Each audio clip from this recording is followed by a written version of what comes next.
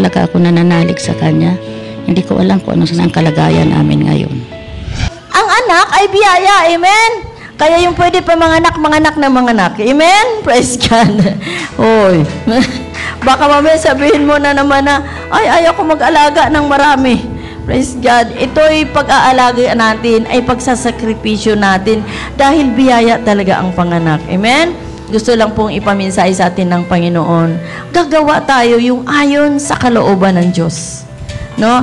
At yun nga po, meron tayong mga ugali na mga comments na hindi dapat. Tandaan natin, tayo ang tinuturo sa ating community ay love. No? L-O-V-E. Love lamang ang ating ibabahagi. Love lamang ang pagmamahal lamang ilaman sa ating puso at pagmamahal lamang ang ipabahagi din natin. So, paano mo masasabing pagmamahal kung yung mas nakakatandang kapatid sasabihin mo na, ay, hindi ka na love kasi may kapatid ka na. No? Nako, magkikreate lang yan ng gulo. At magkikreate lang yan ng inggit. So, ituwid na po natin yung ating mga kaugalian. No po? Hindi lang kayo, ako din po, ganun din.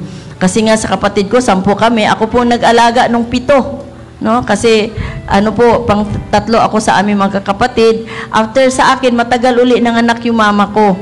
No, kaya ako nag-alaga nung 7 kong kapatid, palagi yung sabi niya, ayan na naman, ganyan ako reklamo ng reklamo. Tuloy, hindi ako binigyan ni Lord ng maraming anak. 5 lang ang binigay sa aking anak. Kulang pa yung 5, di ba? Gusto ko sana 12 eh. Kaya lang maaga man ako nagpalagi. Tingnan mo ang katuruan ng mundo.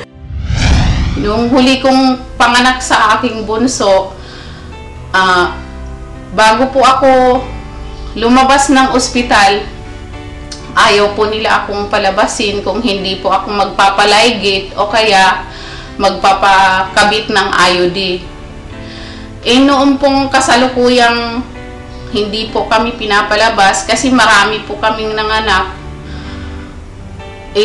ninervyos po ako kasi yung mga nilalaygit, minsan po nasusobrahan sa anesthesia, matagal magising, kaya ang naging option ko na lang po magpakabit ng IUD.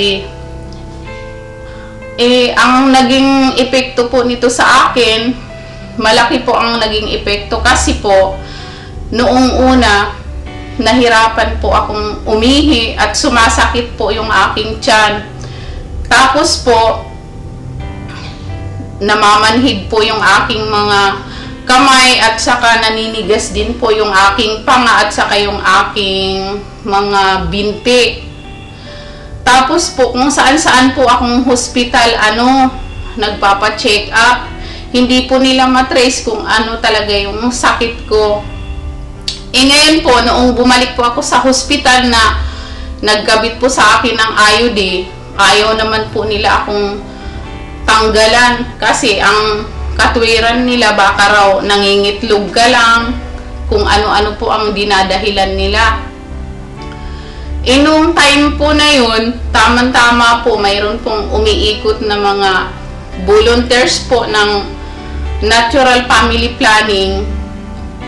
Sila po ang nag-ano sa akin na magpatanggal po ng IUD. Mayroon pong isang doktor na volunteers po ng Family and Life. Yun po ang nagtanggal sa akin. Pero ang laki po ng naging epekto sa akin kasi kahit natanggal na po yung IUD, sumasakit pa rin po yung tiyan ko at saka naapektuhan po yung aking kidney at saka nagkaroon po ako ng infection. Kaya ang dami pong gamot na nainom ko at saka panay po ang pabalik-balik ko sa ospital. Alam mo, mabilis ako mabuntis at ang bilis-bilis ko manganak. Normal lahat ng anak ko, kaya lang ako nasisaryan kay Bindoy kasi muntik ko po ipalaglag si Bindoy. Nung na-delay ako ng 2 weeks, uminom po ako ng gamot. Sabi nila, ito yung Gestix daw. Hindi ko ituro sa inyo kay Basing na buntis dyan, mag-inom-inom ng gamot. No? Alam niyo po, ininom ko ng gamot dyan, nag-jogging ako. Pero nung sinabi na positive na ako na buntis, hindi ko na tinuloy. Kasi naisip ko rin, hindi pa ako rin yun doon, naisip ko rin, ang anak ko rin pala ito. Bakit ko ba ipalaglag? Anak ko to. Tingnan mo, kung nalaglag si Bindoy, wala akong anak na gwapo. Di ba? Wala. Amen? Wala kaming composer ng ating mga awit ngayon, di ba? Kaya siguro naman pinatawad na ako ng Diyos at pinatawad na ako ng anak ko. Kasi nga po yung mga maling katuruan, mga kapatid. Noon nga lang nalaman ng aking husband na buntis si Dang. Alam mo, ganito ang comment niya. Kasi nga po yun ang natutunan natin, sabi niya.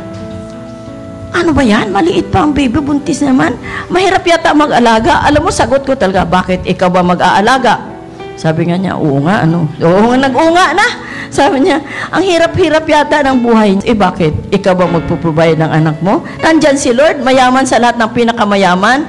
Sabi nga niya, oo nga, huwag na nga lang, buti na nga lang, tuloy na raw. O, sige. So yun, buntis na naman si Dang, kaya welcome namin yung pangalawa niyang baby. Amen.